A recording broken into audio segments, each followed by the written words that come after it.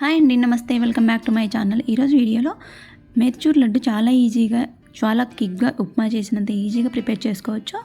అది ఎలాగో ఈరోజు వీడియోలో చూపిస్తాను, చూసేయండి.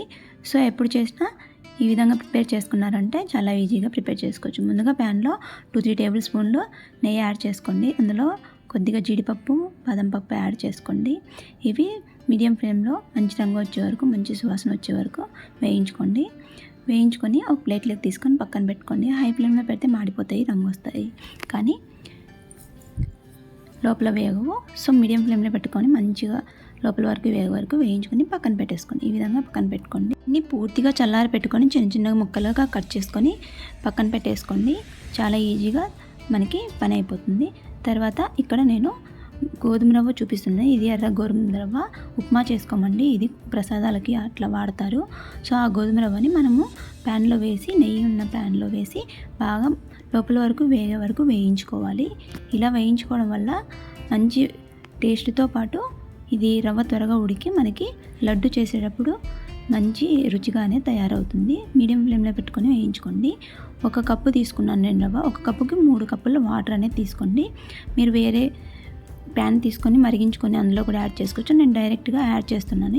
తర్వాత ఇదంతా బాగా దగ్గర పడే వరకు మంచిగా ఇదంతా బాగా ఉడికించుకోవాలి. మూత పెట్టుకొని మళ్ళీ ఒకసారి కలుపుకొని ఇలా బాగా నీరన్నీ విరిపోయే వరకు వేయించుకోవాలి. చూడండి, ఈ విధంగా బాగా ఉడికించుకోవాలి. ఇలా ఉడికించుకున్న తర్వాత కప్పుకి 1/2 కప్పు దాకా షుగర్ తీసుకుంటున్నాను. మీరు షుగర్ ప్లేస్లో బెల్లం కూడా యాడ్ చేసుకోవచ్చు. బెల్లం వేసుకోవాలనుకుంటే కొద్దిగా వాటర్ పోసి బెల్లాన్ని అంతా కరిగించుకొని ఉడకట్టుకొని ఇందులోకి యాడ్ చేసుకోండి. షుగర్ అంతా బాగా మెల్ట్ అయ్యే వరకు బాగా కలుపుతూ వేయించుకోవాలి. షుగర్ అంతా మెల్ట్ అయిన తర్వాత మనము కొద్దిగా నేను ఆరెంజ్ ఫుడ్ కలర్ అయితే యాడ్ చేస్తున్నాను. ఇది ఆప్షనల్ మాత్రమే. ఫుడ్ కలర్ వేస్తే మంచి రంగు వస్తూనే యాడ్ చేస్తున్నాను. మీరు న్యాచురల్ ఫుడ్ కలర్స్ కూడా యూస్ చేసుకోవచ్చు. మీరు వద్దనుకుంటే స్కిప్ చేసేయచ్చు. ఫుడ్ కలర్ వేయడం వల్ల లడ్డు చేసేటప్పుడు మంచి కలర్ వస్తుందని యాడ్ చేశాను.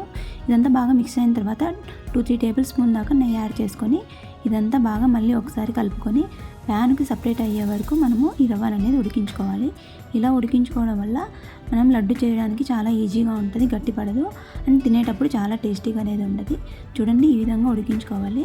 రవ్వ నుంచి నెయ్యి మొత్తం సపరేట్ అయ్యే వరకు ఉడికించుకోవాలి. ఎవరైనా చేయొచ్చు చాలా ఈజీగా. చిన్నపిల్లలు కూడా ఈజీగా చేసేసుకోవచ్చు, అంత బాగుంటుంది.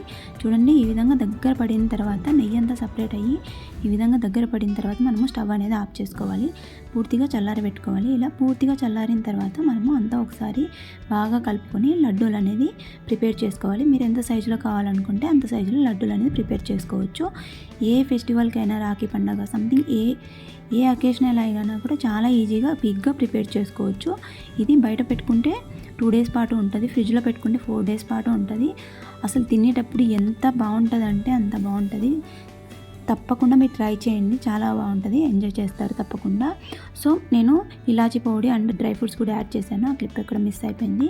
మీకు నచ్చితే మీరు కూడా యాడ్ చేసుకోండి, ఫ్లేవర్ చాలా బాగుంటుంది. సో అన్నీ ఇదే విధంగా లడ్డూలు అనేది ప్రిపేర్ చేసుకొని ఒక ప్లేట్లో పెట్టుకోండి.